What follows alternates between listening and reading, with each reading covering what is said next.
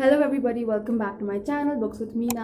I'm Meena and today I'm going to be talking about the books that disappointed me. So the video title is pretty self-explanatory, so we'll just jump right in with a list of books.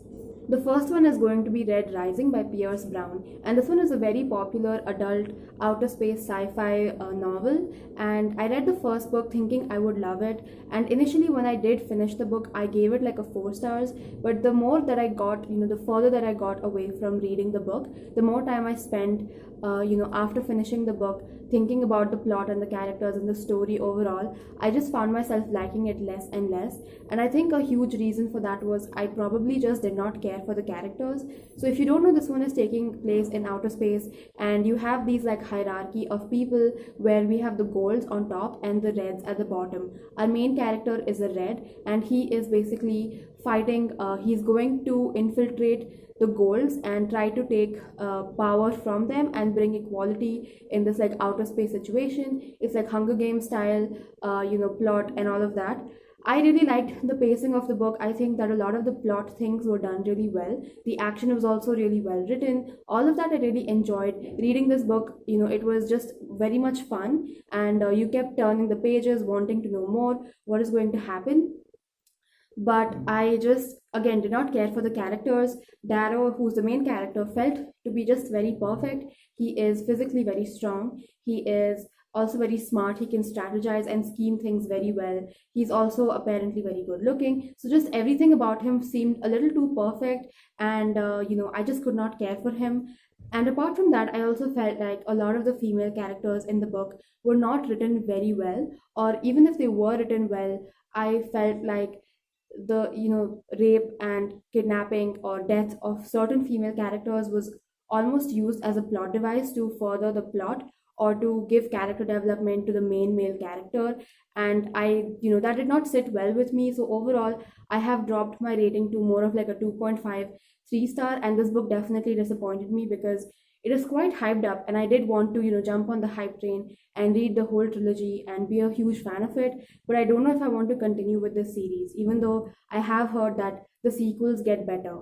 Next is Dark Dawn by J. Kristoff, and this one is the conclusion to the Nevernight trilogy, and this one is an adult high fantasy. It's a grim dark fantasy with the main character Mia, who is training to be an assassin in the first book, and she is out for revenge for her parents. So this book, the first book in this trilogy, Nevernight, I quite enjoyed. The second book, God's Grave, I enjoyed even more. And then Dark Dawn was a huge letdown. I read it last year, and I remember like reading the first half, it just felt very meandering, like there was no direction to the book. The second half definitely picked up pace and became better, but even then, I just wasn't that invested in the plot. The action scenes were quite repetitive. There was a lot of telling and not showing. There was a pointless love triangle. There was, just so many things. Towards the end of the book, a trope was used that I do not like at all for almost like a plot convenience purpose, and it was used twice back to back, and I did not like that at all. So this book was just, kind of disappointing. I did like certain aspects of it. The author is almost like calling himself out in this book and being like, look at how pretentious or look at how over the top or exaggerated this writing style is. It was like very meta, and those things I enjoyed. They were quite funny, but apart from that, I don't think anything in this book really stood out to me. It was quite repetitive and pretty disappointing conclusion to a trilogy. Next is Tweet Cute by Emma Lord, and this one is a young adult cute romance contemporary, and this one is about Pepper and Jack, who are both high school. They both go to the same high school, and their parents have like rival businesses, and basically a Twitter war starts out between these two rival businesses, and Pepper and Jack are the ones who are the people who are handling the Twitter accounts and giving all the tweets and stuff. I don't know how this works. And they're also going to the same high school. Pepper is this like very type A, grade A student, and we have Jack, who is more of like the class clown, and they both butt heads even in school. Apart from that, they're also chatting on this app where both of them have anonymous identities and they don't know who the other person is, but they have been chatting for quite some time. So there is a lot of things going on in this book with the two main characters itself. You have the Twitter war, you have them in high school, and then you also have them interacting in this like anonymous app chatting situation. And for the things that were going on in this book, I felt like I just did not care about anything. It was cute overall and not a bad book, but I'd heard such good reviews for it that I went into it expecting that I would totally fall in love with it and find it to be really endearing and charming, but that wasn't the case. I found that a lot of the parts in this book were quite melodramatic and over the top, and I did not like that at all.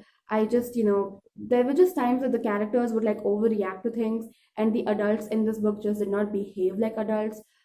Yeah, I just could not in the end care for the romance, found everything to be a little bit exaggerated, and usually I can get on board with some amount of exaggeration or drama, that kind of thing. But if I don't care for the characters or the romance at all, I just, I will find all of these things quite irritating or annoying. Next is The Afterlife of Holly Chase by Cynthia Hand. And this one is I think, Christmas Carol retelling. And basically, our main character, she is very spoiled and selfish, quite mean to people. And at the beginning of the book, she dies. She's like 17. And then she starts working for this company where basically every year they choose one person who is going to basically undergo the same process where the main character in Christmas Carol has to like redeem himself and start to become aware of his flaws and try to make himself better. I think the main character in the original classic novel is called Scrooge. So yeah, that is the plot of the story, and I went into it thinking that this would be like fun Christmas time, a novel, with like a little bit of a bratty main character, and it would just be like a lot of fun, a cute, fun book. But it just wasn't. I think that overall this book is cute and fun, quite predictable.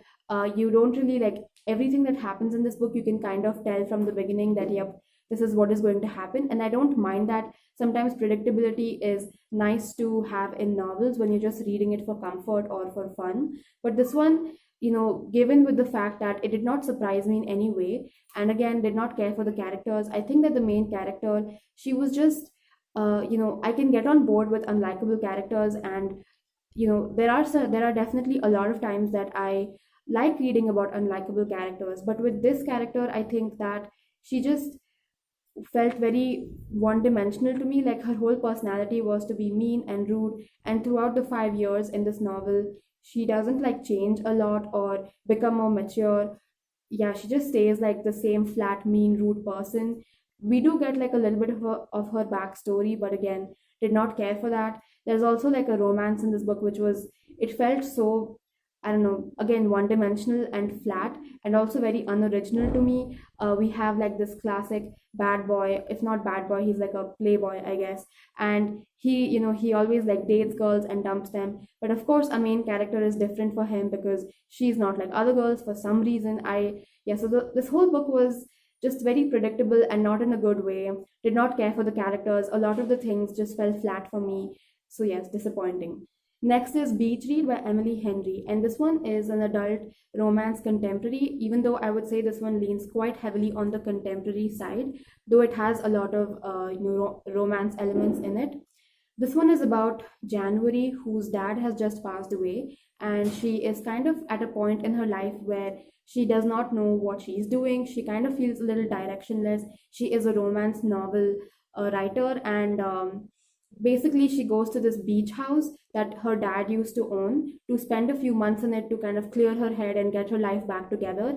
And there she meets her college rival slash friend, Augustus, and he writes literary fiction novels right now, and he's also pretty successful author. They both decide to basically switch genres and write the other person's genre. So going into this book, I thought that this would be like a fun rom-com, humorous, laugh out loud, that kind of a book. Because of its cover and its marketing, a lot of people were reading this book and really enjoying it, and I can see why. There are definitely a lot of things in this book to enjoy and like, but in the end, I think that I was majorly disappointed with this book because of the marketing. I went into it thinking it would be like a summer rom-com contemporary. Instead, I got quite an emotional book about like the character mourning the loss of her father and also having this like almost midlife crisis.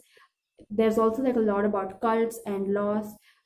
So many things in this book were quite more serious, and even again the romance, I did not care for it in the beginning. The first one third portion of this book, the flirting, the banter, was quite enjoyable, and I was totally on board with liking this book, and jumping on the hype train because everybody was reading this book and liking it so much. But then the last two-thirds just kept going downhill for me. The ending was so, like, again, melodramatic, and usually I'm okay with a little bit of drama and tension and push and pull, like that kind of stuff I can enjoy. But if I don't care for the characters, if I don't care for the story, I just will find it quite annoying again. So yes, this book, disappointing. Maybe not the book's fault.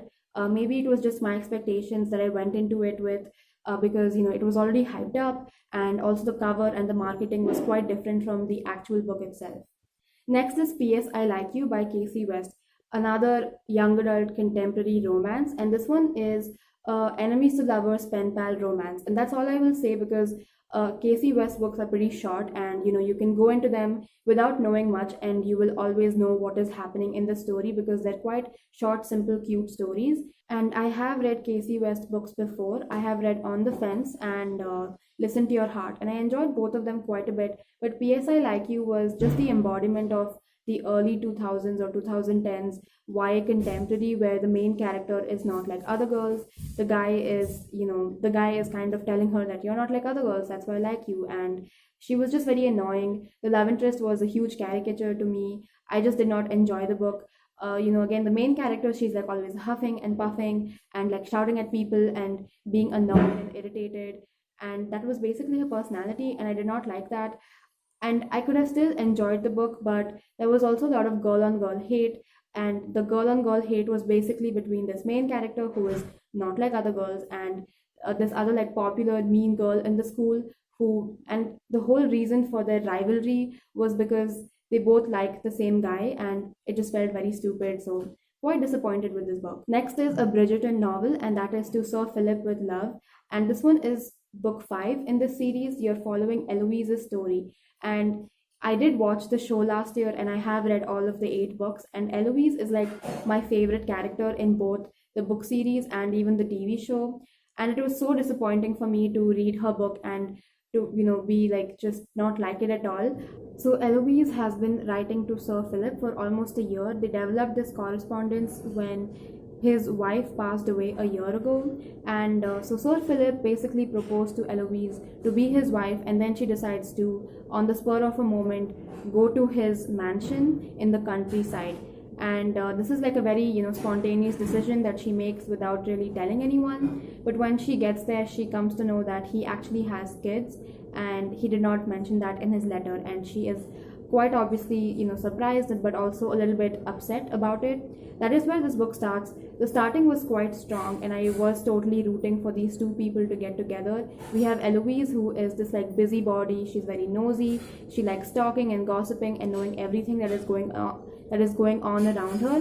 Whereas we have Sir Philip, who is on the more awkward, shy, quieter side, and he is more of like a bookish person. And I enjoyed the dynamic in the beginning, but then by the end of the book, I hated this couple together. Sir Philip, amongst all the other Bridgerton love interests or the Bridgerton men, he is definitely one of the better ones in some ways, but it's not like I hate him. I want both of these characters to be happy, but like separately, not together. And I do think that they are a couple that do not fit together, and in the long run they probably won't make it as like a happy married couple.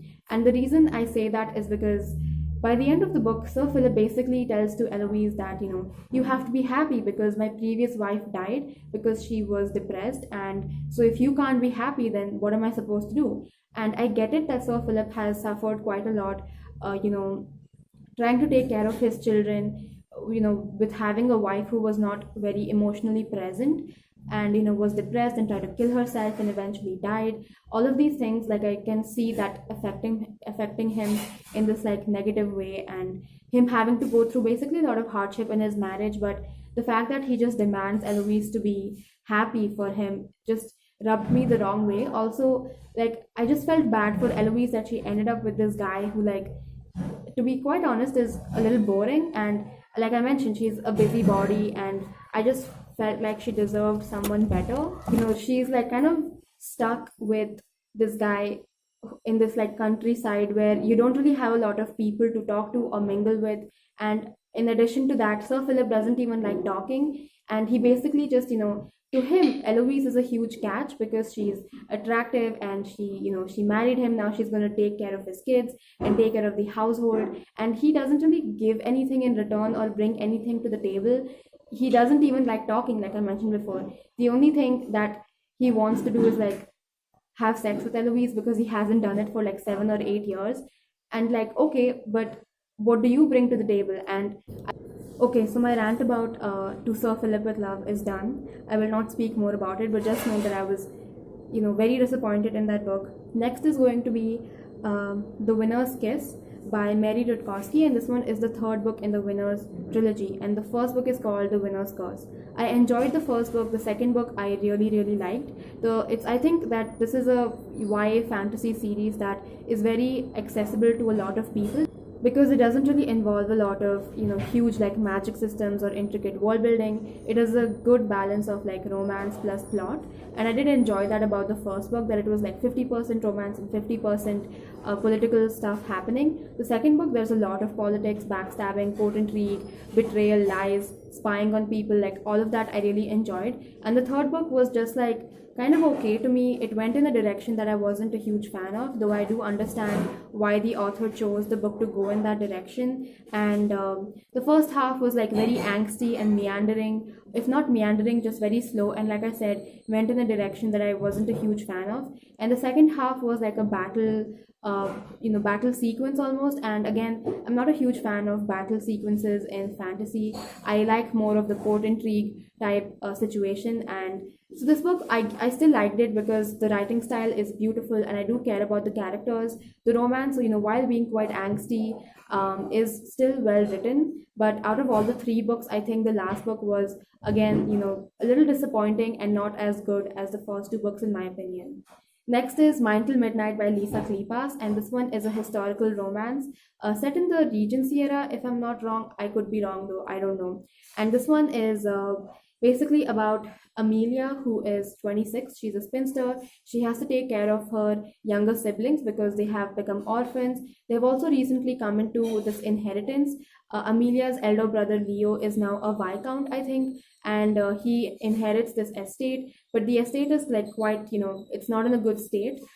Yeah, and but he also is still mourning the loss of his lover, and so he has basically gotten into drinking and gambling. He is not taking care of the financial state of their family, all of that stuff. So Amelia is the one who is taking care of everything. She is quite like uptight and controlling. She's the mama bear of the family. Then we have our love interest Cam, who is half Romani and half Irish. He is like this, almost like wild, not wild exactly, but he does not really adhere to society's rules. He does not care what people think of him. He is a part of this gambling den. He runs it almost. He's not the owner, but he works in it. And that is where Amelia and Cam meet, when Amelia is trying to get her brother out of this gambling place, and she meets Cam and Cam helps her, that kind of a thing. And then they meet again. It's a romance. You know what's going to happen. I went into this book thinking that I would absolutely love it because I've heard so many good things about Lisa Kleypas, and especially I think one of her most popular books is Mine Till Midnight. And the whole dynamic of Amelia being like, type A, very like controlling, and if not controlling, then just very organized and responsible, all of those things, and Cam being the more laid back, chill, go with the flow type of person. I enjoyed the dynamic in the beginning, but soon the book just, I just started not liking it at all. These two characters like wouldn't talk.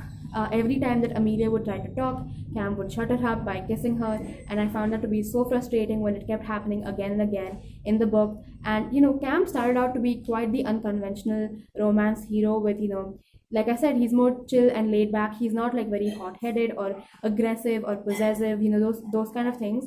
And I really appreciated that about his character. But soon, even he turned out to be quite the same because, at one point in the book, he proposes to Amelia to marry him. She says no. He takes her up against the tree and forces himself on her. And that was bad. It ruined the whole book for me. It's basically rape and sexual assault. And I was so surprised to find this in a book that was published in like 2007 or 8 because, I just, dubious consent is there in a lot of historical romances in like which were written in the early 2000s, but I expected that a book written in 2007 or 2008 would not have it. And also the fact that this book is so popular, I thought that, if most people like it, it must be for good reason. And again, if you like it, I can see why. There were some good things about this book. I enjoyed the family dynamic between Amelia and her sisters. I also did really like some of the supernatural elements that came in the book, which were quite surprising.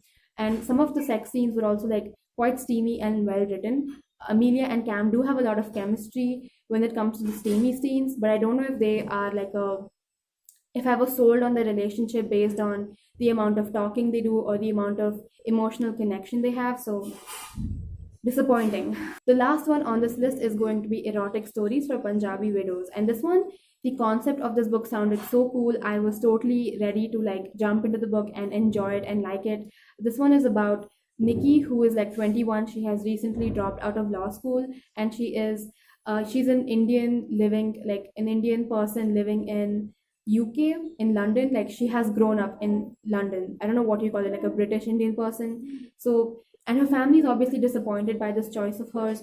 She decides to, on the spur of the moment, teach this class to Punjabi widows on story writing. And soon this turns into like a session where these, Punjabi widows, these widows who are like mostly old women, they start sharing like these steamy, sexy stories of like themselves, or they just write it on their own, and it becomes like almost this fun session where all of them can come and connect.